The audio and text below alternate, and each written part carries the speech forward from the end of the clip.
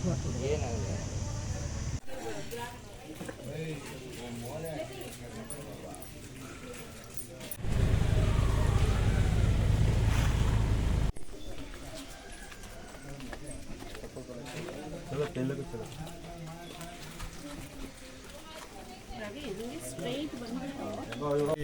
ಮತ್ತು ಗಾಳಿಯಿಂದ ಹಾನಿಯಾಗಿದೆ. ಅದನ್ನೆಲ್ಲ ಈಗ ಕಮಿಷನರು ಮತ್ತು ನಾವು ಅವರು ಮೈತ್ರಿ ಮೇಡಮು ಪ್ರತಿಯೊಬ್ಬರಿಗೆ ಇನ್ಸ್ಪೆಕ್ಷನ್ ಮಾಡಿದ್ದೀವಿ.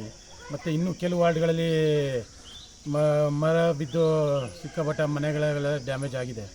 ಅದನ್ನು ಇನ್ಸ್ಪೆಕ್ಷನ್ ಮಾಡಿ ಸದ್ಯಕ್ಕೆ ನಮ್ಮ ನಗರಸಭೆಯಿಂದ ಏನು ಸಹಾಯಧನ ಕೊಡಬೇಕು ಇವತ್ತಿನ ಪರಿಸ್ಥಿತಿಗೆ ಸಹಾಯಧನ ಕೊಟ್ಟು ಅವ್ರಿಗೆ ಮನೆ ಸಣ್ಣ ಪುಟ್ಟ ರಿಪೇರಿ ಮಾಡ್ಕೋಬೇಕು. ಮತ್ತು ಮನೆ ಕಟ್ಟೋರು ಇಲ್ಲಿ ನೋಡಿದಾಗ ಬರೀ ಆ ಸೀಟು ಹಾಕ್ಬಿಟ್ಟಿದ್ದಾರೆ ಹೊರತು ದಿಂಡು ಕಟ್ಟೋದು ಅಥವಾ ಅದ್ರ ಮೇಲೆ ವೆಯ್ಟ್ ಮಡಗಿಲ್ಲ. ಅವರು ದಿಂಡು ಕಟ್ಟಬೇಕಾಯ್ತು. ಏನು ಹಿಂಗಾದರೆ ಎಲ್ಲ ಚಾವಣಿ ಎದ್ದು ಬಿಡುತ್ತೆ.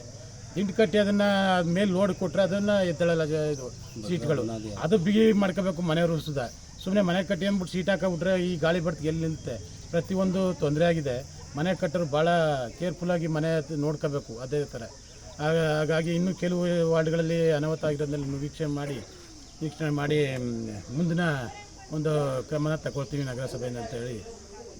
ಓಕೆ.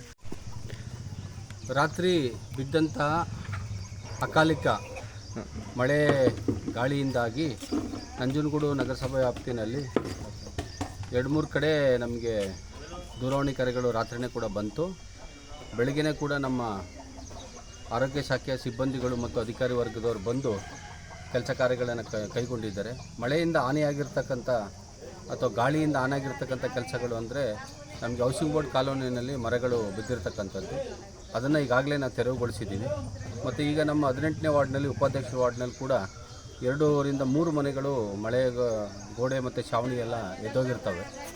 ಅದನ್ನು ಕೂಡ ಈಗ ಅಧ್ಯಕ್ಷರ ಜೊತೆ ಮತ್ತು ಉಪಾಧ್ಯಕ್ಷರ ಜೊತೆ ನಾವು ವಿಸಿಟ್ ಮಾಡಿದ್ದೀವಿ.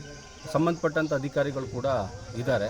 ಅವರು ಸ್ಥಳ ಮಾಜಾರು ಮಾಡಿ ಅವ್ರಿಗೇನು ತಕ್ಷಣಕ್ಕೆ ನಾವು ಪರಿಹಾರನ ಕೊಡಬೇಕು ಅದನ್ನು 1-2 ದಿನದಲ್ಲೇ ಕೂಡ ಕೊಡ್ತೀವಿ. ಹೆಚ್ಚಿನ ಪರಿಹಾರಕ್ಕಾಗಿ ನಾವು ತಹಸೀಲ್ದಾರ್ ಅವರಿಗೆ ಕಳಿಸ್ಕೊಡ್ತೀವಿ.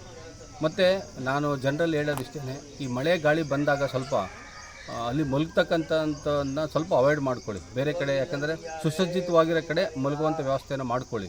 ನಾವು ಮನೆಗೋ ಇನ್ನೊಂದು ಛಾವಣಿಗೋ ಹಾನಿಯಾದಾಗ ಯಾವುದಾದ್ರು ಪರಿಹಾರ ಕೊಡ್ಬೋದು ಅಥವಾ ಅವ್ರಿಗೆ ಅದನ್ನು ಸೃಷ್ಟಿಸ್ಬೋದು. ಒಂದು ಜೀವಕ್ಕೆ ಹಾನಿಯಾದಾಗ ಭಾಳ ಕಷ್ಟ ಆಗುತ್ತೆ.